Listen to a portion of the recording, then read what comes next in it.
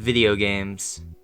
Do I even need to define this? If you're someone in my audience watching this video right now, I'm willing to bet that you're either a fan of at least one of the games I cover, or just appreciate gaming in general. You can be a casual, a competitive player, an achievement hunter. Video games as a whole appeal to a lot of people, and probably allure us more than we'd like them to sometimes. But sadly, humans can't always sit back and relax with their favorite video games. Sometimes, we gotta get productive. And that's where today's application comes in, Virtual Cottage. Described as a relaxing digital environment, it's designed to help you get stuff done with no distractions. I don't know, man, it's on my to-do list to talk about for the day, so screw it, let's go.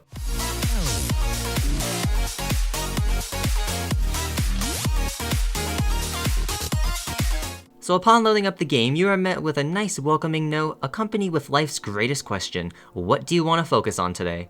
You could enter in an activity, determine how long you want to do it for, and even toggle on a sound for when time expires if you're into that sort of thing. After filling out the form, you are let loose on your own to get to work.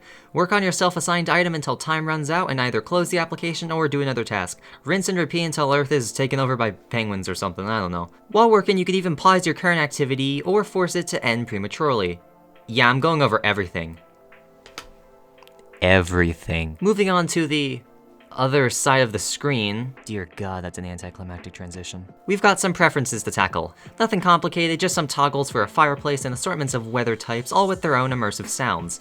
You can change the clock display between standard and military time, put the game in full screen, and even write up a to-do list of other endeavors you could pursue after your current one. I'm really scraping the bottom of the barrel here, man. But enough gawking at all the buttons, let's move on with my standard review format. Characters. There's you, and there's your digital cat. And that's it.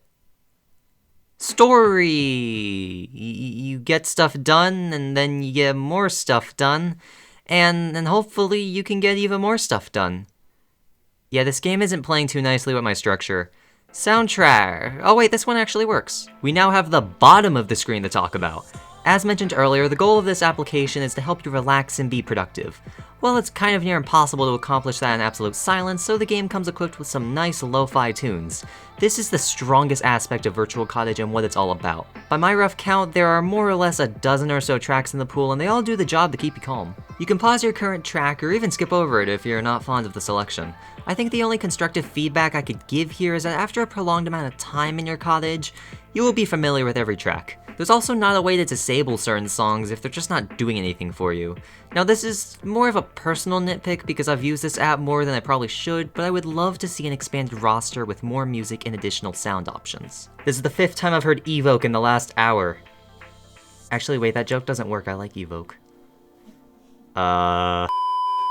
This is the 5th time I've heard I was feeling down, then I found a nice witch and now we're best friends by In Love with a Ghost in the past hour.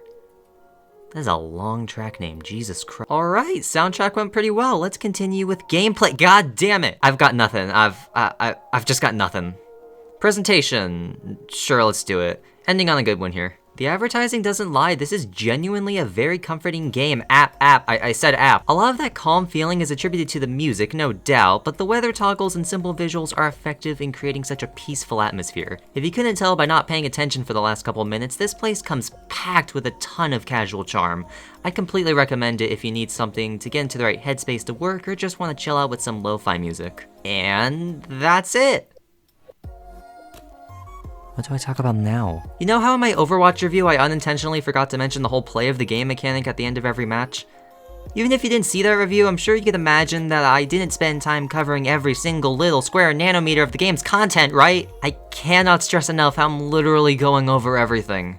Oh, you could hold P to know your exact recorded playtime. Fudge, I've got nothing. Even the store page isn't giving me much to work with. No bones are being thrown here. It just hits the same beats I've already covered. Are those Steam achievements? Given out once you reach a certain amount of time spent in the cottage. I regret nothing. I'm an achievement hunter, fight me. If I see a game that has achievements, I'm going to try my hardest to get them. I can't help it, it's my calling. Without a doubt, these unlockable trophies are the main reason I kept coming back to Virtual Cottage. I pretty much got my fill like 20 or so hours in, but I knew I was already too far in to not get the extra 80. I may have problems. So in conclusion, April Fools.